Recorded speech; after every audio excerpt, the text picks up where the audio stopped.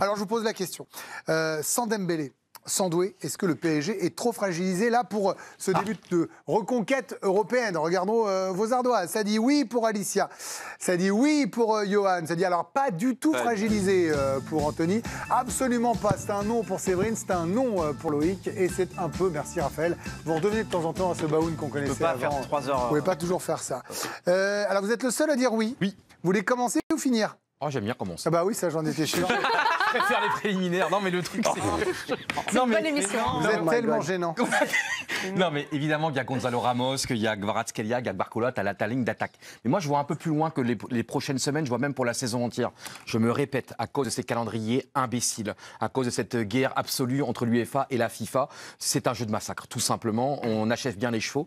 Et je pense que ce serait, et je ne l'espère pas évidemment, mais ce serait tellement extraordinaire, mais totalement anormal aussi, si le Paris Saint-Germain arrivait à remettre le couvert. Juste encore une fois, tout le monde le sait effectivement. Tu termines ta saison de Champions League le 31 mai. Tu n'as même pas de 3 heures pour respirer. Tu pars aux États-Unis. La canicule. Tu peux pas jouer au foot là-bas. C'est le bordel. Tu vas jusqu'en finale. Tu gagnes ta finale. Non, tu perds ta finale. Après, tu reviens. Donc déjà, la fin de saison, elle est tronquée. Oui, mais là, ça ne parle pas des 2 semaines à venir, Ce que je veux te dire, c'est qu'à un moment donné, tout est anormal. Tu n'as pas le temps de récupération prévu. Tu n'as pas le temps de vacances prévues. C'est ça, le débat.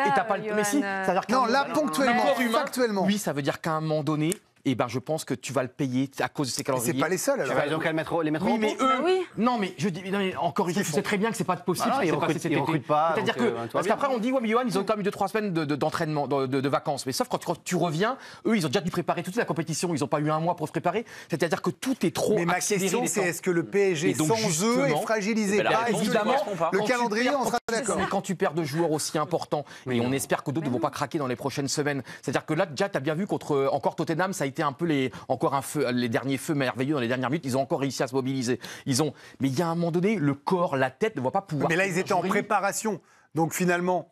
Oui, mais regarde, ils ont des joueurs qui montent en puissance. Tu as bien vu que Dembélé, il est allé jusqu'au bout du bout. Je pense qu'il aurait fallu que tu finisses. Non, mais Dembélé, il a tout. Tu vois donc pour vous, le calendrier fait que ça va les fragiliser. Mais évidemment, ça peut pas être autrement. On peut peut-être se rendre compte du calendrier que va attendre le Paris Saint-Germain. Et on a essayé de situer un peu pour Dembélé 6 à 8 semaines, pour Désiré Doué 3 à 4 semaines. Alors, vous voyez où il y a les petites croix, ça veut dire qu'ils seront pas là. Donc, ça veut dire que pour Dembélé, ça nous amène jusqu'à Lille. Peut-être un retour pour Strasbourg, mais c'est pas sûr parce qu'on peut rajouter 2 semaines. Ah, oui. Et ce serait qu'un retour face à Nice.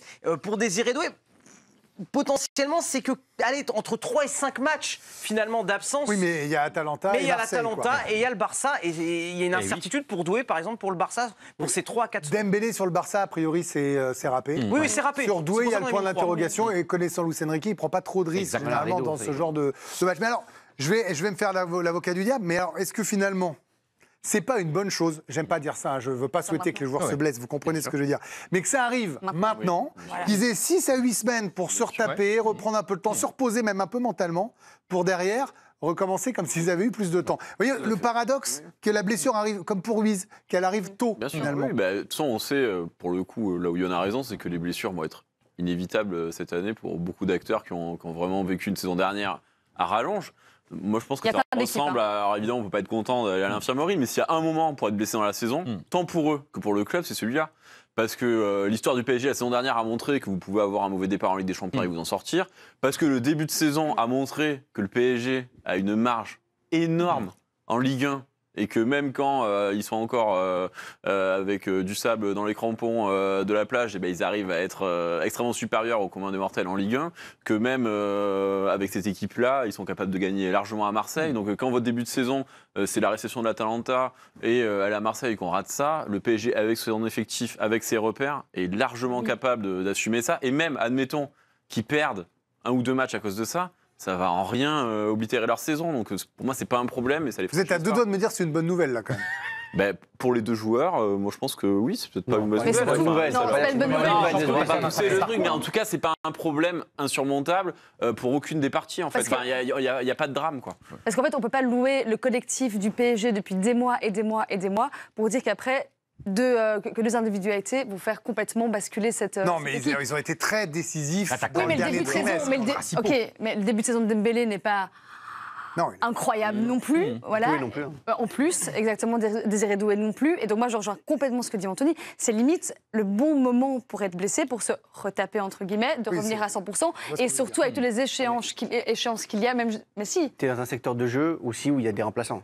Aussi. Tu perds Vitinha et Ruiz au milieu de terrain. Là, c'est plus compliqué. Ça, on est tous d'accord là-dessus. Mais devant, je trouve quand même l'attaque.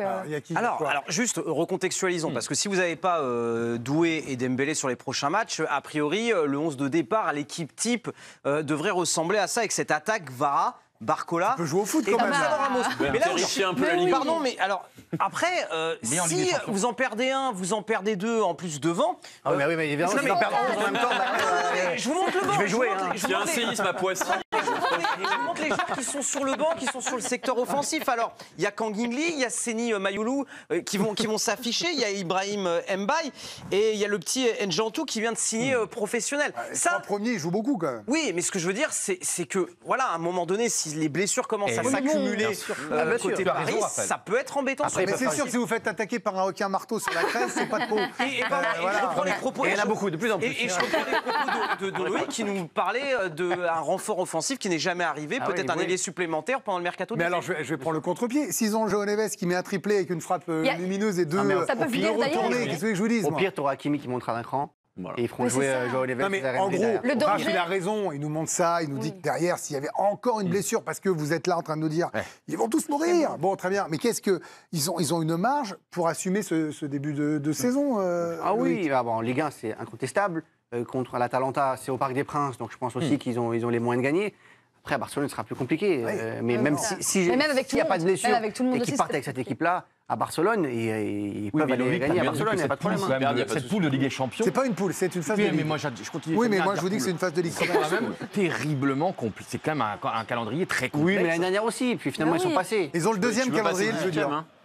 Et c'est pas un souci. C'est que Marseille et Paris ont les deux des 3 plus durs calendriers avec le Bayern. Ils sont pas obligés de faire moyen Claude de l'affronter, je crois, sans dire de nom. Oui, là, c'est possible. Non, mais Loïc, vous suivez le PSG. Est-ce qu'au sein du PSG, il y a une inquiétude? Il y a ça devait arriver, c'est bien si c'est maintenant. C'est quoi l'état d'esprit là? Depuis le début de la saison. En dehors de la colère contre le staff de l'équipe de France. Non, au début de la saison, il y a une vraie inquiétude sur comment gérer les joueurs d'un point de vue médical, parce qu'ils ont peur vraiment qu'il y ait une hécatombe d'ici la fin de saison.